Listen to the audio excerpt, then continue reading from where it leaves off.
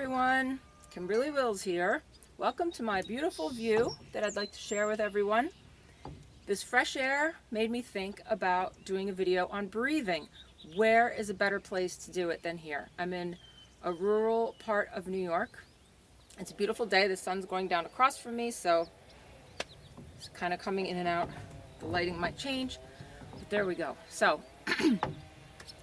breathing. You might have heard of deep breathing, diaphragm breathing, breathing in your belly, breathing in your lower dantian, which is a term that they use in Chinese medicine and Tai Chi. It's all the same thing physically. So I'm going to teach you that right now, and it's pretty easy. Diaphragm breathing. Your diaphragm is a muscle that is here. It's actually kind of like two cups together, or like a parachute shape. Your heart and lungs are above your diaphragm, and all your other organs, your stomach, intestines, pancreas, liver, kidneys, all that is below your diaphragm.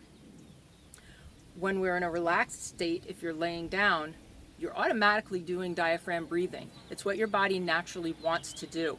However, because of stress, most of us tend to carry stress somewhere in our upper bodies. Sometimes we squint our eyes or furrow our eyebrows, or sometimes we clench our teeth. We might have our shoulders up all the time, and we might breathe shallowly up here in our chest and use our chest muscles, and our ribs expand to breathe, and we don't think about from here down. We don't think about it at night. It happens naturally, like I said. So if you have trouble doing this exercise that I'm about to do, if you can't do it, I want you to try it laying down flat, relaxed. If you lay down flat, relaxed, you'll realize that your belly is rising and falling with your breathing. And that's what we want to accomplish standing up or sitting, or if you were to be doing Tai Chi or yoga or other exercises, you might want to do diaphragm breathing during some of those. But you could start out laying down if you need to. So the first thing I'm going to do is we're just going to get right into the actual breathing, and then I'll tell you more about it while you're breathing to give you a chance to practice and listen to some reasons why it's good for us. So first of all, here's your diaphragm. What I want to do is, instead of breathing up here, I want to breathe down in my belly. Now, of course, the air is not really going down into your belly. It's in your lungs. But what happens is I can concentrate, and I can say to myself, when I inhale, when the air goes in, I want my diaphragm to go down and push my organs here out. So I'm inhaling. When I inhale, my belly goes out. And when I exhale, my belly goes in, because my diaphragm is pushing up. And all of these, you can use your abdominal muscles if you really want to exhale harder for some reason, especially if you need to cough or expel something. It's a technique you can use if you need to do that. So basically your diaphragm is moving down to allow your lungs to expand downward. So when my diaphragm moves down and the air goes in, my diaphragm moves down, my lungs expand downward, not just against my chest muscles and ribs, but down where it's soft organs inside and where there's space for it to move downward and create more space, and more space for air to come in, more oxygen to all of your organs, your brain, etc. So getting more oxygen is one reason we want to do this. So let's try. If you haven't tried yet, I might stand facing you or sideways, depending on what I want to show you. So we're going to imagine here's my diaphragm. As the air comes in,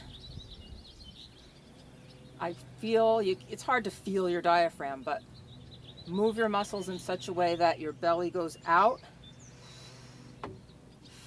And as I exhale, my belly goes in. You can also imagine it, if you kind of want to imagine like a cartoon-like image. Imagine that your nose, your mouth, the passage is like a straw, and you have a balloon in your belly. So imagine a balloon in your belly, and as you inhale through the straw, the balloon fills up, right? That's what would happen. And as the balloon deflates, the air comes out. The air goes in, inhaling. And then the belly goes in as you exhale. In order to make that happen, that's an easy image. In order to make that happen, your diaphragm is moving. Inhaling, your belly goes out, and it goes in as you exhale. So keep trying that now, and any exercises I do, ever, you should go at your own pace. You want to breathe slowly and deeply as possible, but don't force it. Right now, I'm talking to you, so I'm not breathing as slowly and deeply as I can. It would take me a little time to get into that, right? So you do it at your own pace. That goes for any exercises or physical things I do. You go at your own pace. So I'm going to face you now. My diaphragm would, as I inhale, my diaphragm would go down, pushing my organs out. And it's helpful because it's moving your organs around. How often do you move your organs around? We're going to do some exercises later in other videos where we move our organs, and it helps with digestion and other things. But this, even deep breathing, helps a little bit. My belly goes in as I exhale. Okay, so you try that. I'm sure you've been already trying. Keep trying while I talk. Why do we want to do deep breathing, diaphragm breathing? There are a lot of reasons, especially if you have lung issues or you're exercising. You might want to get more oxygen through your body. Another reason, were you ever in a stressful situation, or you're kind of panicking, or someone tells you, take a breath, take a deep breath, relax, take a deep breath, take a few deep breaths. And some people are like, don't be corny, right? How's that going to help me? Well, it's really going to help you, because your brain actually doesn't know everything. Your eyes tell your brain things. Your ears tell your brain things. All of your senses, everything tells your brain things. If you close your eyes and close your ears, you can still tell your brain what's going on, and it's going to believe you. Think about if you're asleep at night. You have a dream. It's not even reality. It's not what's really happening in the room, but your brain believes it. And what happens? Your brain causes your body to sweat or raise your blood pressure or cry in your sleep, right? People do these things and they move in their sleep because your brain really believes it. And it's all just in your mind. So if anyone tells you your mind doesn't affect your body, just tell them to think about if they have a nightmare. What happens, right? Your mind absolutely affects your body. And there are many, many studies to prove that.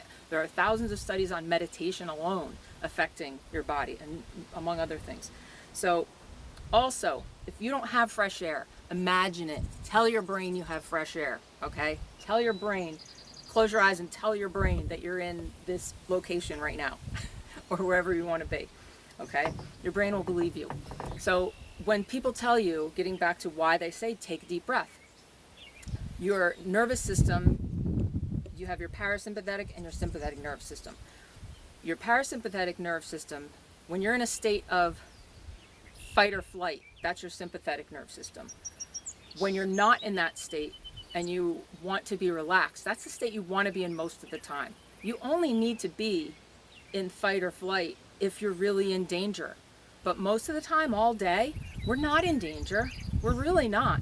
But we're stressed because someone calls us and gossips about things, and we go, really? He did that? Oh my goodness. You're stressing yourself out over something that it didn't even happen to you, okay? Or things happen at your job, or things happen with your children, or you're watching a scary movie. You're stressing yourself out, and you're putting yourself into this state of stress of your brain thinking that something is wrong when really there's not. We want to get out of that state of mind. And one thing that deep breathing does when you're in a relaxed state, which is how we want to be most of the time, when you're in that state, the parasympathetic state, your body can heal. It can fix and repair. It can digest your food. People who are stressed have trouble digesting their food. Stress is related to digestion. Deep breathing tells your brain nothing's wrong. So if you're in a state, I remember I was donating blood once, and I saw someone start to pass out. I was perfectly fine. I had done it a dozen times or more. But I turned my head and I saw that person going and passing out. And guess what happened? My body, I felt it get cold and sweaty and clammy. I felt like I was going to pass out.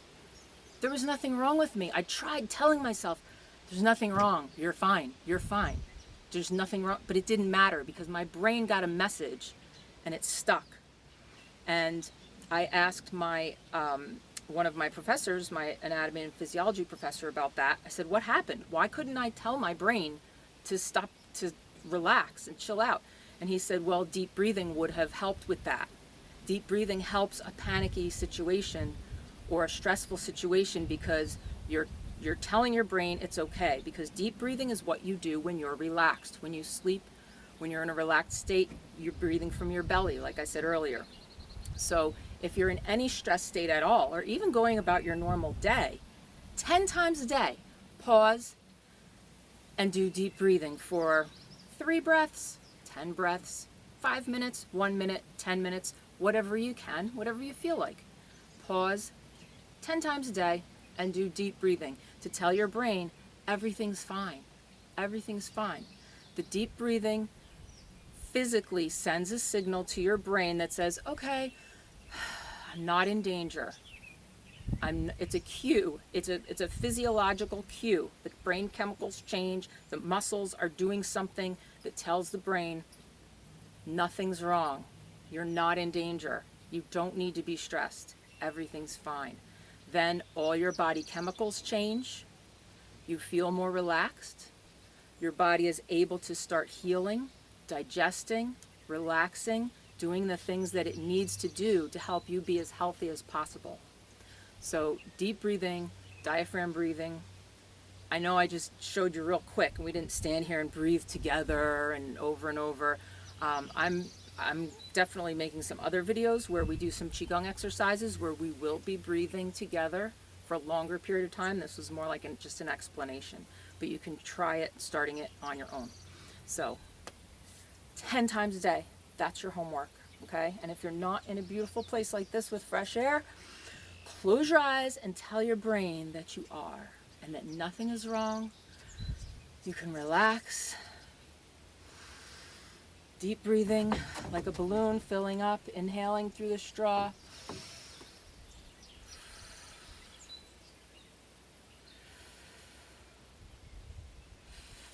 Ten times a day. 3 breaths, 10 breaths, 10 minutes, 1 minute, whatever you can do. And you'll get healthier every time you do it.